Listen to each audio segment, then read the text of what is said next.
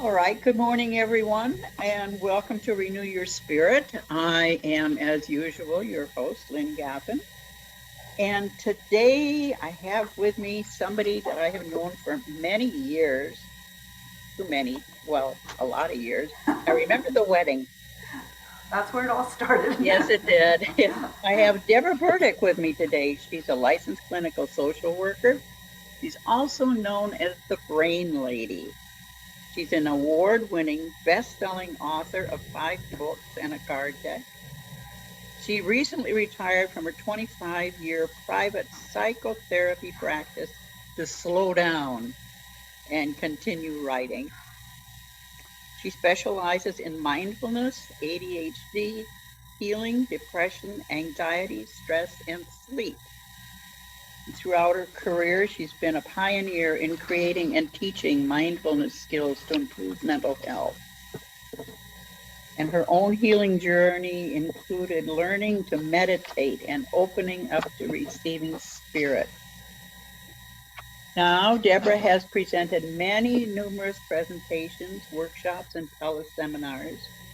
She's often interviewed on internet radio, and her work has been featured in the Wall Street Journal and the Day newspaper, Self Improvement magazine, and Parenting Powers television show.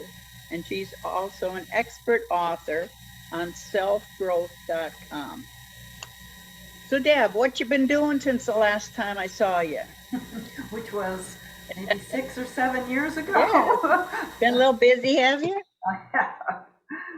One of the things that's major in my life that I did is I got married. That's good. And just to tell that story a little bit because it's kind of fun, I have been teaching mindfulness skills, and we'll get in a minute. I'll tell you how I got into that. But I went on a cruise to Alaska, and this was in 2010.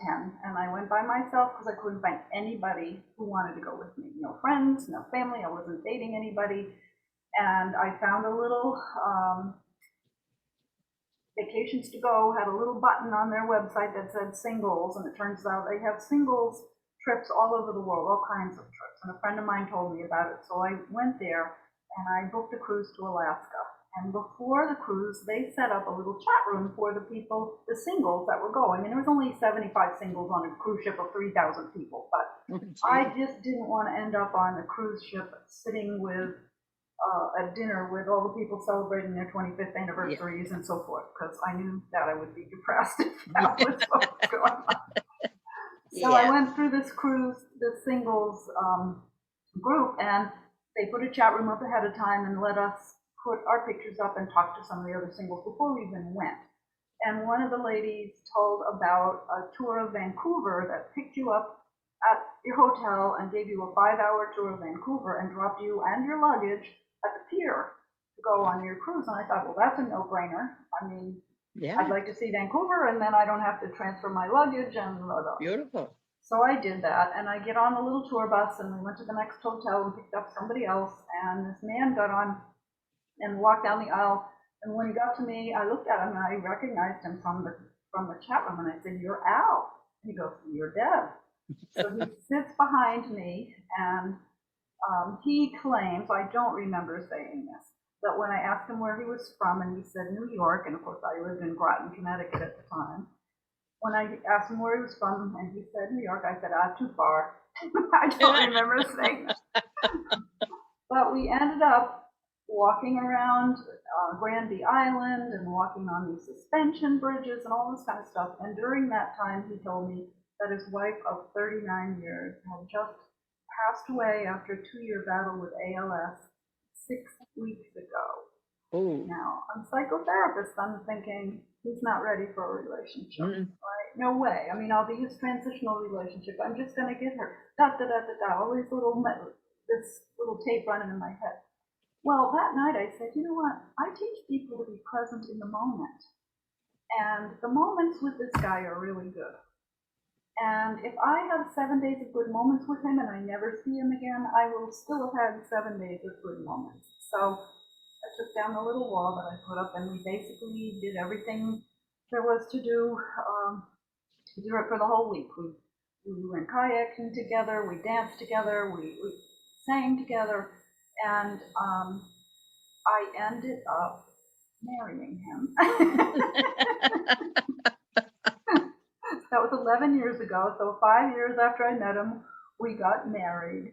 And I know if I hadn't practiced what I teach about being present in the moment and being mindful of the moment, that I would not have allowed myself to enjoy this. I mean, I still treasure every moment with this guy. He is an amazing guy. So I have to tell you another piece of this story. Okay. We're sitting in a cabin on the cruise ship, and I have, I'll back up again in a minute about learning to get messages and so forth from spirit. But I saw, for the first time ever, I saw a person in spirit sitting on the bed in the cabin. Now, I've never seen a person before, ever. And I'm thinking, do I tell him? Because he's going to think I'm crazy. Yeah, there's always that. Yeah. And then I said, well, you know what? That's part of who I am. And if he doesn't like it, we better find out right now. So I described this woman that I saw sitting there, and she had dark brown hair, and she was way taller than I was, and she was beautiful, and she was glowing and smiling. So I'm going to cry, but I told him that. And he pulled out a picture from his wallet of his wife. Oh my gosh. Oh, I got goosebumps on that. It was her. And I mean, I was ecstatic because I'd never seen it in person, and then I really got it right. Like, you always want evidence, right? That you do getting the right messages. And she just seemed to be so happy that we had met each other. And I saw her a couple more times, just fleetingly, not like this particular one. And again, she was smiling.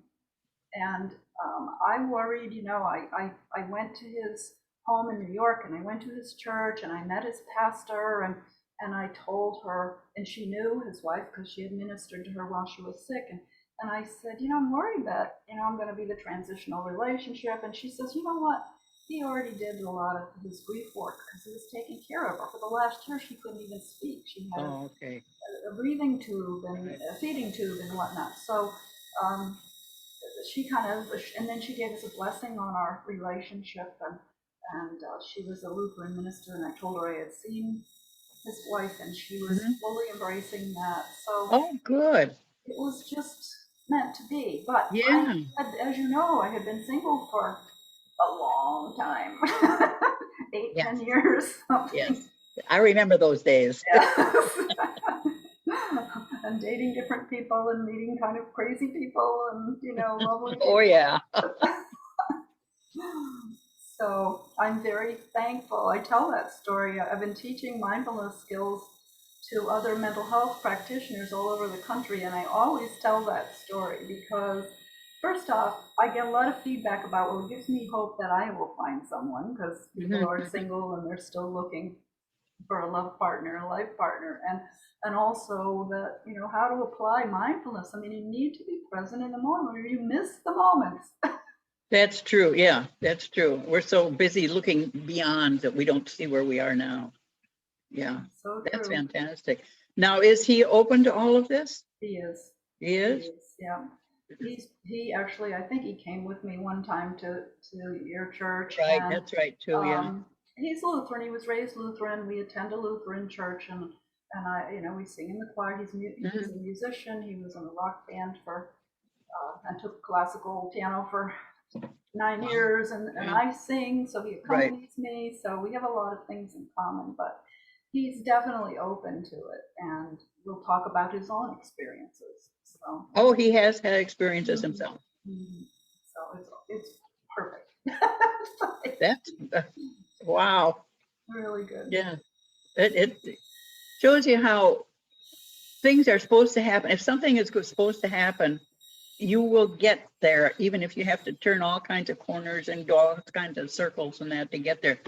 I mean, just the fact that nobody wanted to go with you on your trip. It wouldn't have happened like it did if somebody was with me. No. It would have been a different outcome. It just was being set up almost. And then I met him on the bus, and I had seen him on the chat room, and it was easy.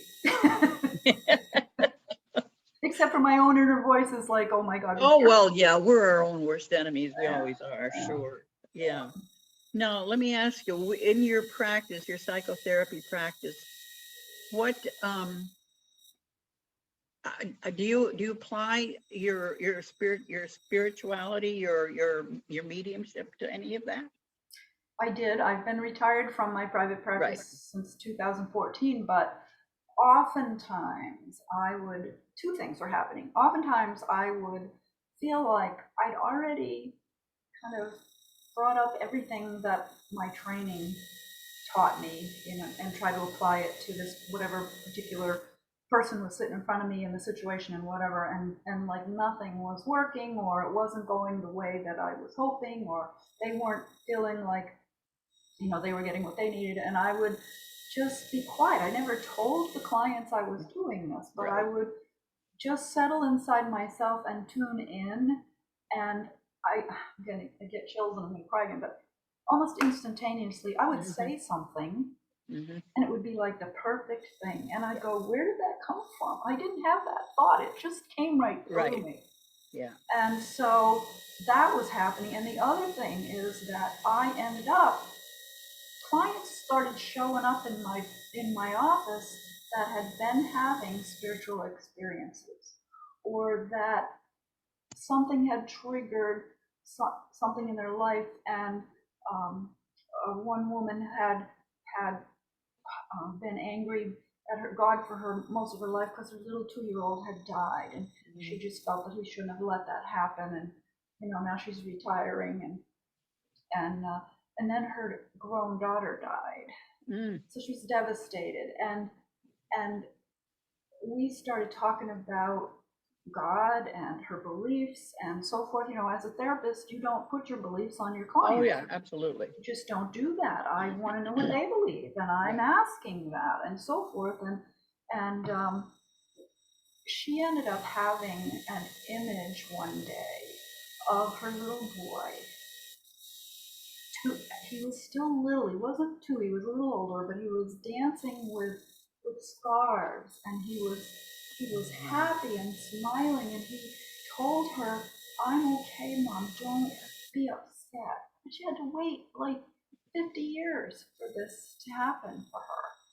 And Wow. the other thing that happened is her grown daughter died, and she had been doing well enough she wouldn't come to see me anymore. And then her grown daughter died, so she comes back, and she had an experience where she saw her daughter in spirit merge with her and go to her grandson's graduation.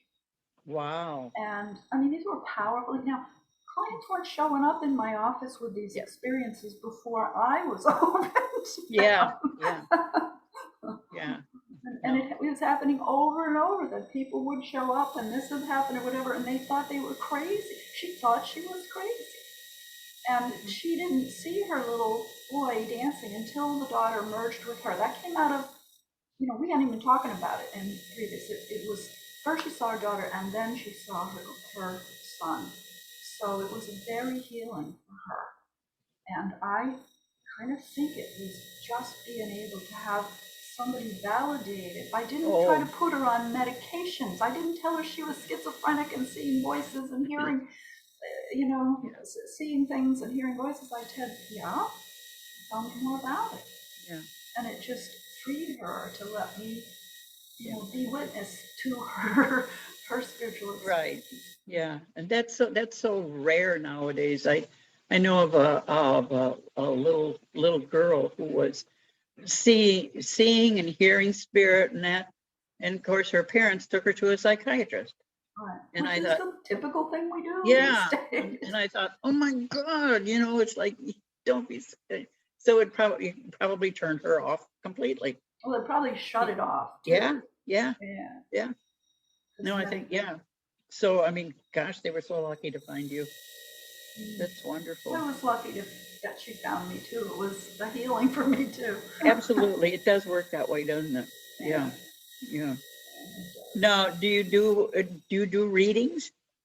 I haven't really done any formal readings, but I have certainly done lots of them because I get messages sometimes for people in my life I mean, an example, somebody that I had worked with and who's a really good friend of mine, her mother had passed away. And one night, like, it was early in the morning and I'm getting this message from her. And so I contacted my friend and told her, are you open to, oh yeah, please, please, please.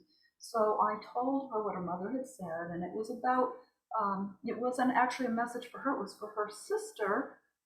And I told her, I said, your mother is saying to tell your sister not to feel so guilty. There's no reason why she should feel so guilty. And it was about caretaking for her when she was sick. Well, then my friend said, oh my word, yesterday my sister and I had an hour-long conversation about how guilty she feels. So I love it when you get that confirmation. It can be, so help. It just really, really helped her. And she actually decided to start studying herself to get messages and whatnot because of that experience. I really feel so bad for the people that don't believe, they'd have a loss. And as far as they're concerned, the law, it's just a loss. They don't have that, that they are there, that the people that have passed away are still around them and still love them and want to contact them. I feel so bad for them when they have that loss. And it's like they're missing so much.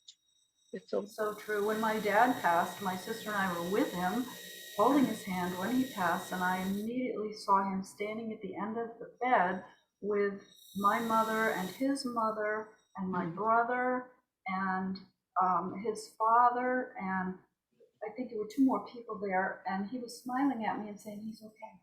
Oh my gosh. How comforting is that? Yes. I mean, you're in grief and that doesn't take that away, but it sure eases it. And then that night, I often get these things, my husband will tell you, because in the middle of the night, when I'm sound asleep, I will get a sense that there is somebody standing right there. And I typically wake up in alarm and throw the covers and go, because it's a little scary. And I have asked for that not to be disturbing my sleep, and I don't get it very often anymore. But when my father passed, that night, I was in his bed because I was staying at his house. And that happened to me. And I saw a face come up my body, and I threw the covers over him. And then I went, oh, I'm sorry, Dad, because it was his face. That's the only time in all of my life that I actually recognized who it was that was doing this, but he was there. And then my nephew had an experience that he knew he was there. And it's like the more that I've opened up to people and talked about it, they've all had experiences. I haven't met anybody yet that hasn't had some kind of experience with spirit. And they just don't talk about it. I know. Yeah. Or they negate it and say, no, it's just my imagination. I have a vivid imagination. Yeah. Well, I think validation is the key to it. I mean, as long as somebody can say, yeah, that's true, that can happen, and that it's like, okay, it's okay then. And it's the same as giving messages. If somebody says, yeah, I know who you're talking about, it's like, really? I'm still at that point. It's like, really? You know who I'm talking about? I know. I hope I don't outgrow that. I don't think I will at this point, but it's exciting. It's exciting when you get the validation. It is because it is helping you trust that what's coming through you is valid and real, and that you're accurate. I mean, the last thing I want to do is tell somebody something that isn't accurate or throws them off somehow. I want it to be something that is helpful to them. Yeah. Now, with your psychotherapy, were you able to apply any of this with that? I know you worked with with the biorhythms, biofeedback, neurofeedback. Yeah. It was interesting in that one of the types of neurofeedback we do is alpha theta training, and it is nudging the brain into sort of not really a meditative state, but in that vein. And when people are in that state, they pick up things. Yeah. Yeah. There was a story about a woman. She was doing the training and she was in that state, and the therapist was in the other room looking at seed catalogs while she was looking at. And when she went back in, the woman said, "I don't know, I'm seeing flowers and seeds and all kinds." It's like she picked up what was in this therapist's mind, and that's not, the major part of neurofeedback, but we a number of neurofeedback practitioners are certainly open to this because they see these experiences. Oh, that's nice. That's great. Yeah. Yeah. That's it. Are you finding that more and more people, I mean, even outside of the norm where you expect to see spirit are opening up to it? I mean, it's like I'm hearing more and more on TV, and it's like it's almost like it's something that was time has come. I tend to feel that way. I mean, and it's a simple example. I was doing my water aerobics class in the pool the other day with a bunch of ladies, and I brought up something about some experience I had, and they all chimed in with one. It was Oh, like, and they're just average people. I mean, wow. it's not like they've studied this or anything. Yeah, It's like right. everyone said, "Oh yeah," and they wanted to know. I had a past life regression done years ago in hypnosis, and what happened? What did they say? Well, they wanted to know. It was, there's certainly a curiosity about it. Yeah. That's great because I mean, there was such a long time when it was taboo. You just didn't mention it. Well, in the first place, it was illegal. You could get arrested. Really. Yeah. Oh, And through that, people came up with a closed mind about it. But I think they're opening up more and more to it now. Because, like I say, you're seeing more and more on TV, and it's just geez. kind of Was more normalized by some of the TV shows about Mhm. the different mediums and some of the paranormal experiences and whatnot. There's a lot of coursework available online now. I just saw one. I watched her video, the video that introduces you to the course she's going to teach, but Yep. she's an ex-commanding officer in the Navy who had. Oh, Suzanne Giesman. Right, and her daughter died, and she Yep. had a medium bring through information, and she has become Yeah. an evidence-based medium, and that was like from one side of the brain to the other for Yeah. her. I know. Yeah. Both she and her husband were both very much left brain. And now I mean, it's like, wow, that must have been some trip, Mhm. going over that to that other side. But then I love the story with the butterfly in the middle of the ocean on the boat. Oh, you didn't see that? No. No. Okay. Oh, I guess it was something that she read. Yeah, they had the boat and they were out sailing they were sailing around the world. I thought what I think they were doing. And it was after his daughter had died. And all of a sudden, in the middle of the ocean, a butterfly starts flitting around them. Now there's no butterflies in the middle of the ocean, you know. So it was just, you know, it was a sign. It was, who else could it have been? Yeah. It was just, My it was, sister passed away 2 years ago yesterday, oh dear. and she always had a little cup of coins in her car that she had found. She always found little whatever coins, she put them there. So she had been down here, um, living during the winter for a couple months at a time on my street down here. So we used to walk the neighborhood and whatever. So after she passed away, I was walking one of the streets we used to walk, and there was a penny in the middle of the street. Like there's just no reason why there'd be a penny in the middle of the street. And I said, "Thank you, Sue." And Yeah. then I went to Walgreens, and I had a difficult discussion with the pharmacist because the insurance wasn't going to pay for something, and it's going to cost me a lot of money, and I was annoyed, and I said, "All right, go ahead, fill it." I went to the ladies' room, and there on floor, right in front of the toilet, was a shiny penny. Oh I said, my gosh. thank you, so I know I'm okay. It's gonna be fine. I didn't pick it up without, paper Yeah. towel and cleaning Yeah. it first, Gotcha. Yeah. Hmm. but I think that our loved ones give us all kinds of Oh yeah. signs, and we aren't necessarily open to it.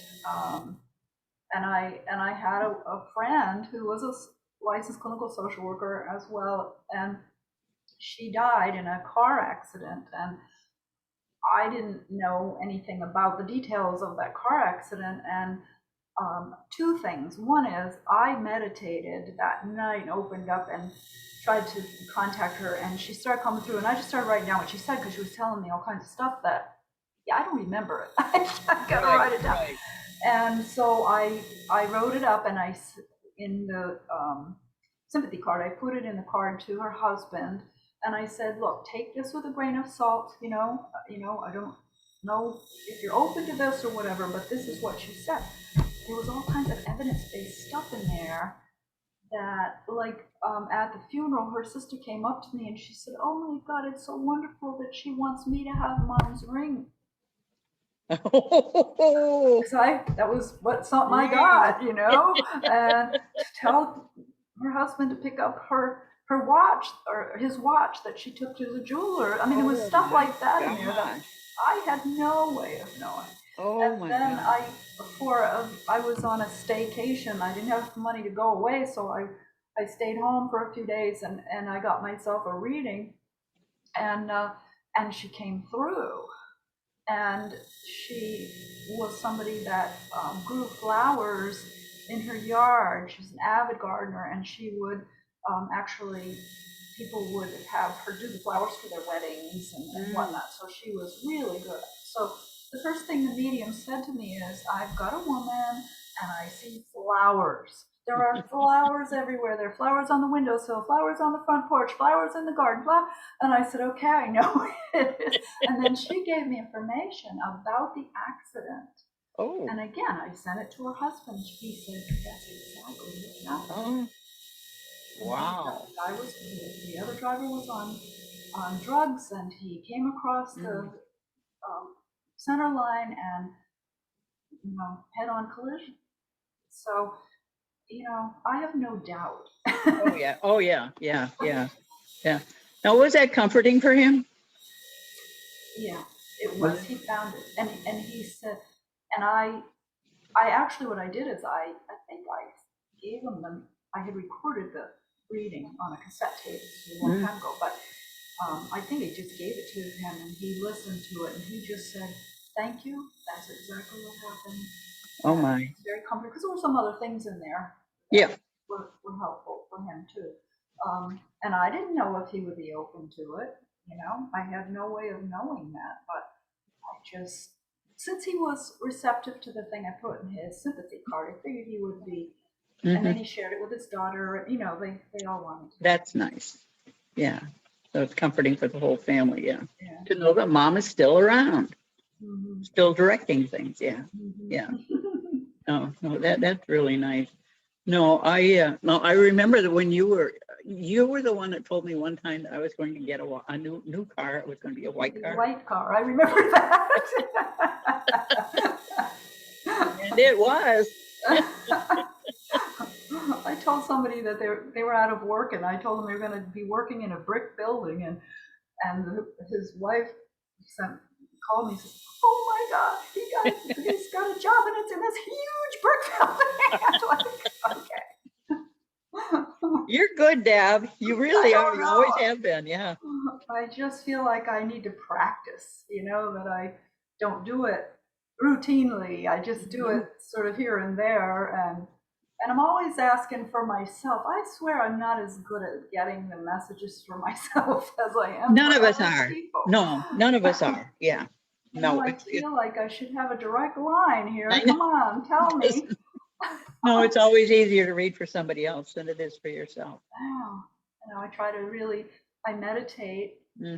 routinely. I mean, I do that because, as you know, I was sick. I was sick for 15 years, and that's how I started learning about meditation.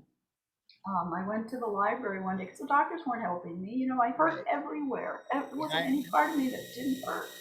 And I was exhausted, and I was just trying to live my life and raise a 3-year-old and so forth. And I finally just had this intuition, I guess, that said, maybe there's something you can do from the inside, you know? So I went to the library, got a whole armload of books out of the library on meditation, and I started reading them, and then I started to listen to progressive relaxations and guided imagery on cassette tapes, because this was a long time ago.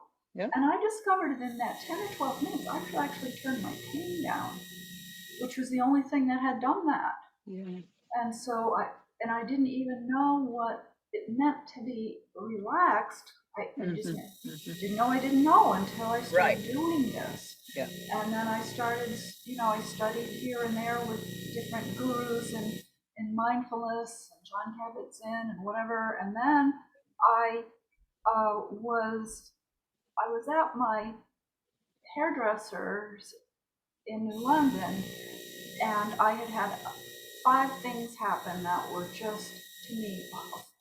Besides, I was sick, but I can't know if I remember them all. There was a fire in the building downstairs, and it had filled my office suite with smoke and covered everything with soot and put us out of business until I could get it cleaned up. My daughter was going to spend Christmas in Australia with her dad, so for the first time in her life, I wasn't going to be with her for Christmas. And somebody I had dated told me he didn't want to have a relationship with anybody. He just needed some time. And I found he was dating somebody else. And there were 2 other things. One of my clients committed suicide. I'd only see him 1 time. And he didn't come to a second appointment, and he committed suicide. And that was just so distressing to me. Oh, yeah. And there was one other thing. And I was just, you know, crying uncontrollably. I just lost it. And my hairdresser said, have you ever heard the movie The Secret? And I said, no. So 2 days later, I went to her salon, and she gave me her copy, and I watched it, and like, whoa. And then she invited me to a church, which was a spiritualist church up in Chesterfield. So I started going there and started doing, you know, meditations and opening up to spirit and whatnot. And then I went to a wedding. 2 friends of mine, one I had known 18 years before and found out he was dating my current friend, and they invited me to their wedding and sat me at the table with you. So that Sunday I came to church, and when I walked down into the church, you said, well, look who's here. And I thought, oh my gosh, no, I'm mortified and embarrassed. You can't sneak in here, can you? She wanted to sneak in and sit in the back row, and I pulled her right up in front. And then I started doing enfoldment classes there, and then it was at Pine Grove that a medium, I can't remember who it was, said, you're supposed to be up here doing this.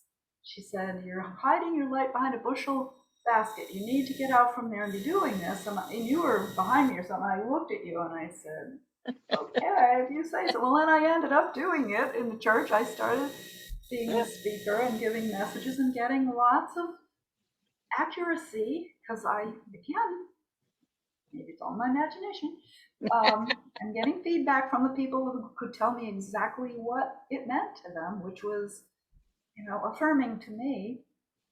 So that's kind of, you know, it happened. It didn't just happen one day. It was this gradual process. Oh, no, it never happened. But I was being pushed and shoved. And I also think the illness. I mean, eventually I was diagnosed with fibromyalgia and chronic fatigue syndrome and leaky gut and, you know, a number of things. And I tried everything anybody recommended except going home and learning to live with it because I was a woman, which I had been told. Yeah.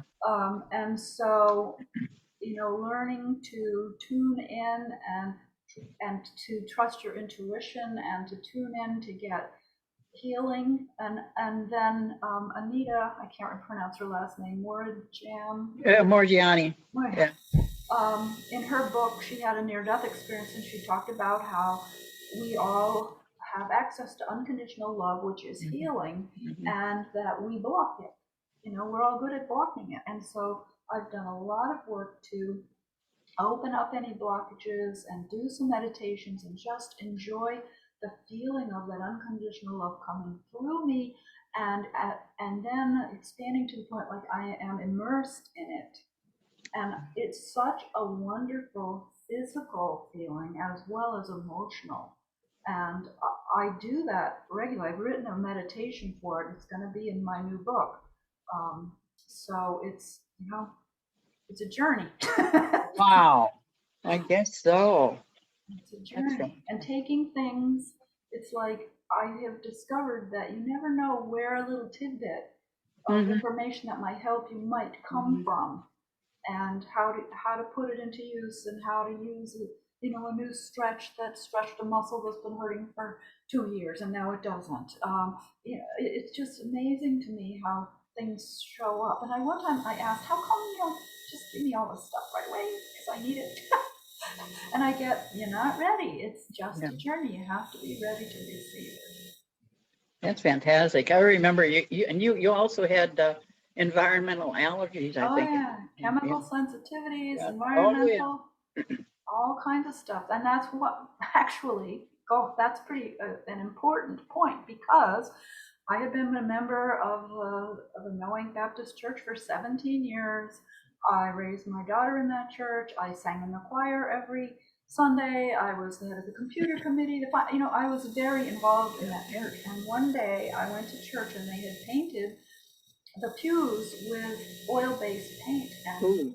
I couldn't sit in there with it. It would give me flu symptoms for a month. Yeah. Yeah. So finally, that outgassed enough so it wasn't as bad. And then I went one day, and the next week they painted the walls with Oh, oil-based. gee. And it was during that time that my hairdresser invited me to the spiritual church that she was going to. And I feel like I was being pushed and shoved in that direction, because if I had a church to go to, I might not have gone to her church. Yeah, that's true. Yes. Yes. Yep. Yep. Yep. Yep. Yep. And it just seems like all these things were conspiring to push me in that Mm-hmm. direction. Oh, absolutely. I had a friend whose favorite saying was moving ahead in spite of ourselves, you know. And she said she had a little cartoon where, the guy was resisting and that, but here's this hand from above pushing him right along. Mm-hmm. So no matter what we think we know, we don't know. And then I started teaching. I started doing mindfulness skills for my clients, and then I was teaching mindfulness groups at the hospital in the intensive outpatient program several times a week. And that was teaching me as much too. Because you see how people respond to them or what comes up. And I had a lady that she was afraid to go into a meditative state because she felt that she would be inhabited by negative entities. Oh, And I didn't say, oh, that's crazy or anything, because I didn't think it was crazy. I just said, well, what about that? I said, why do you think that? And she told me, and I said, well, how about this? How about when I start a meditation, how about if I say, let's surround ourselves with a white light of love and protection, and ask that only those things come through for us that are for our highest and best good, and send all others away with love.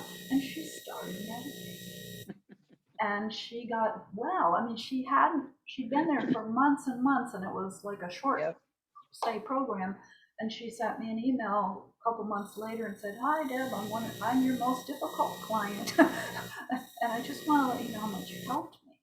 And what did I do? I addressed her fear because it was real, but I gave her a technique to protect herself, and that's all she needed. So then that took the obstacle away so that she could do the work that she needed to do. It's so simple that we don't see it. And it's not readily available to us. I guess, you get all these negative things coming at you from the news and politics, and on and on and on. And if you can just quiet yourself and tune into, get rid of the clutter the busyness of your brain. Our brains are so busy. There's so many things vying for our attention. Yeah. Social media, and I mean, it's just on and on and on. So you need to be able to quiet yourself. And so I just wanted to show that because I taught those workshops, and then I taught to clients in the groups. Then I started teaching mindfulness skills, 100 brain changing mindfulness skills for clinical practice. So it was for mental health practitioners. And these skills were useful for depression or anxiety or ADHD or whatever. And then they invited me to write a book based on my workshop, and then another one. And then I wrote a book. These are all my books. One's ADHD, non-medication treatments and skills. Yeah. There's mindfulness for clinicians and clients. There's mindfulness for kids and teens. And there's mindfulness for kids with ADHD and mindfulness for teens with ADHD. And then there's a card deck, mindfulness skills for kids. And I mean, it all came from going to that library and getting the books on meditation. On meditation. See, that's where it started. That was the nexus, and then you just took off. And then when we did the unfoldment classes and learning to, quiet your mind, and you're walking on a journey, you come to a garden. I mean, all of these things added to it and added to it and added to it until, I could see how helpful this was. And one of the issues I have sometimes is people might feel that mindfulness is religious or spiritual and they don't believe in it. And I say, actually, the skills that I teach are based on neuroscience.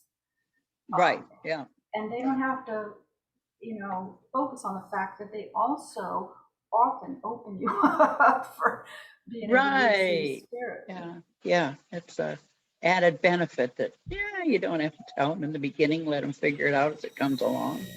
But have you read the book Proof of Heaven? I have. Yeah. Yeah, I love that one. Yeah, that's another one. That's a very good one too. I wanted to ask you, with your writing, have you always liked to write? I don't. I think when I was a little girl, I tried to write a book.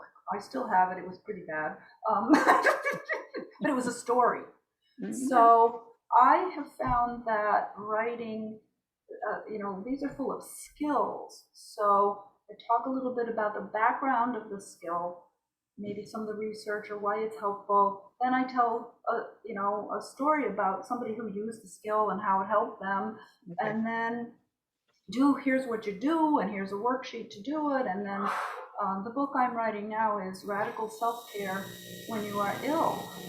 And it's 52 skills and affirmations to help you restore your physical, emotional, and spiritual well-being. And where did that book come from? It came from being sick for 15 years. Yeah. And learning all things that I learned about the power of our thoughts, and how, when you're sick, it's really easy to get stuck on thinking about how much pain you're in, or, right. or worry about what's going to happen next, or what if I don't ever get well, and learning to change the channel on your thoughts so that you think about things that feel good, right?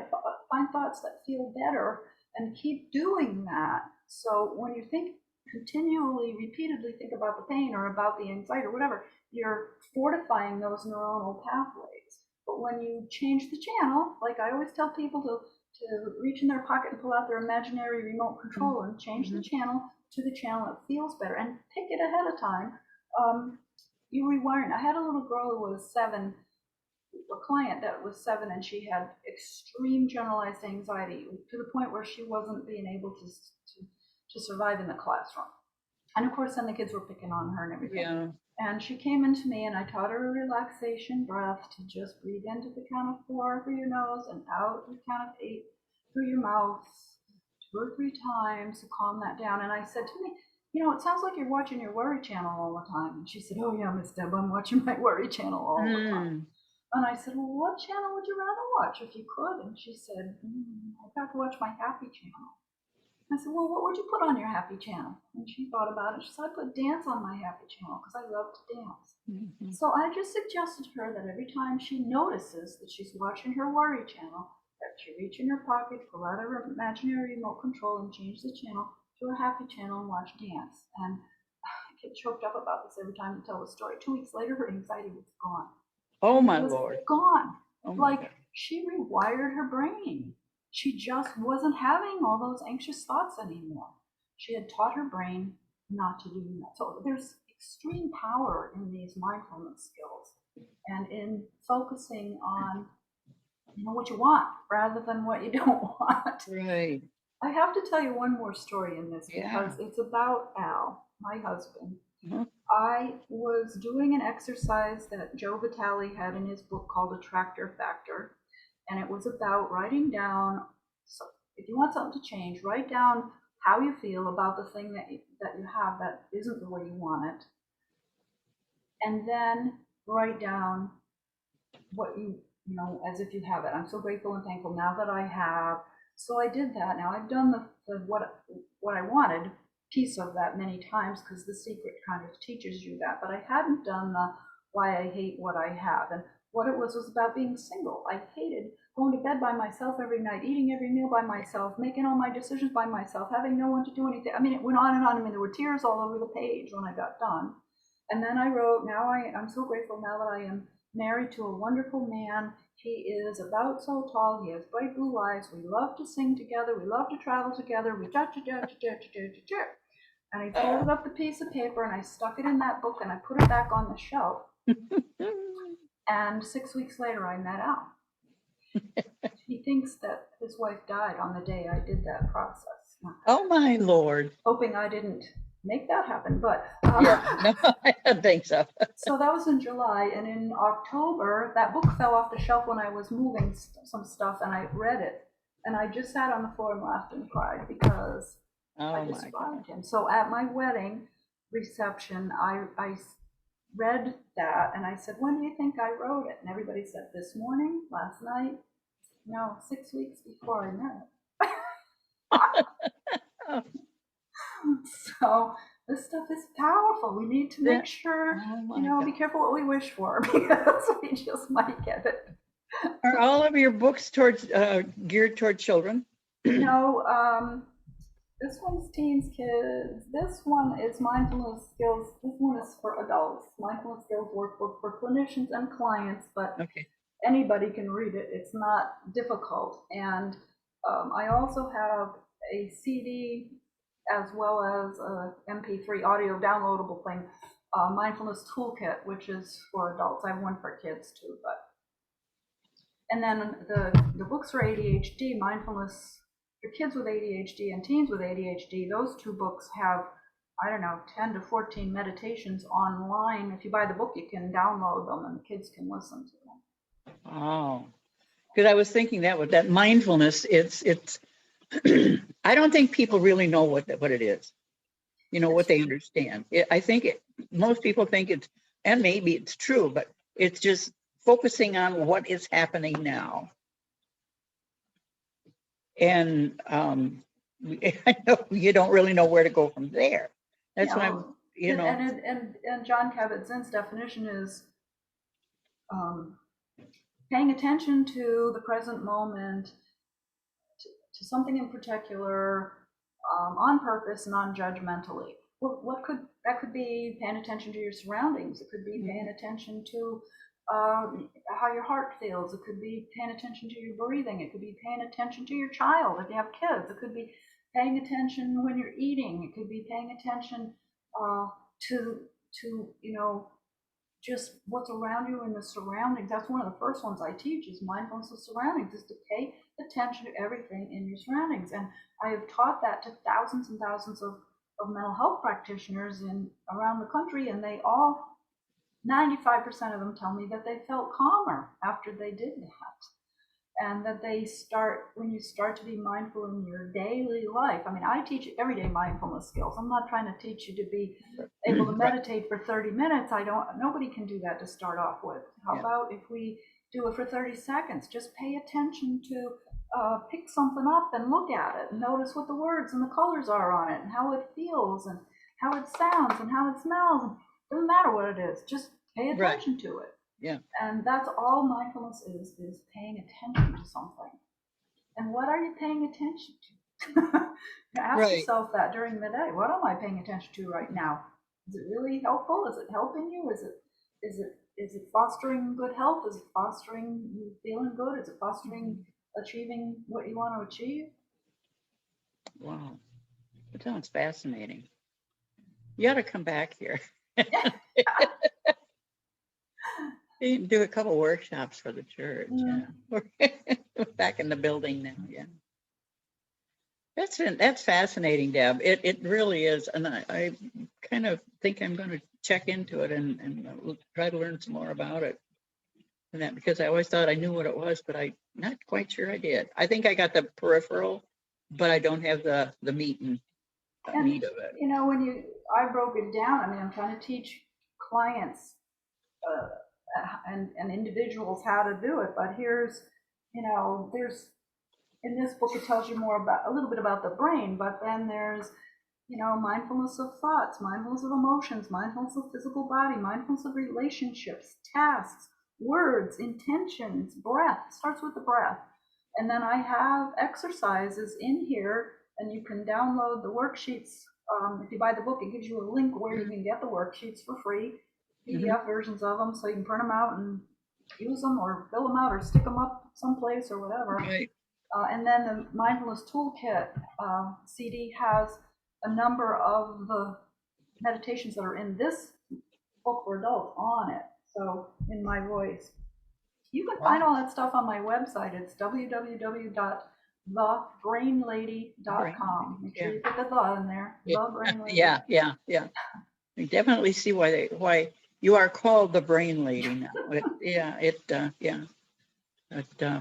This has been fascinating. It really has. Geez, the hour's gone by already. But I'd love to have you come back, and we can pick up. Good. We'll pick up where we left off and do some more. In the meantime, I'm going to find out more about mindfulness. And I think that it ties right in and overlaps with our spiritual journey because they are techniques that it's like exercise that helps you be able to tune, to notice when you're receiving messages. Yeah. Information. That sounds fascinating. I'm going to go check it out right now. Deb, this has been wonderful. Thank you so much. You're very welcome. So good to see you again. You My goodness, it's been, last time I saw you, you spoke at our church. And I was still living in New York, so I moved out of there in 2015. So it had to be 6 or 7 years ago. 7 years ago, yeah. Yeah. It's good. It's been great to see you. Now, where are you living now? I live in Enfield, Connecticut in the summer, but I live in Estero, Florida in the winter. Is that where you are now in Florida? Yeah. In paradise. And you're about to move back to Connecticut. Yeah, we'll be back there in a few weeks. Well, as I said, thank you so much. And I will definitely get in touch with you again. I'll get out my calendar and we'll work out another date. Okay, good. Thank you. Yes, thanks so much, Deb. I really appreciate it. You're welcome.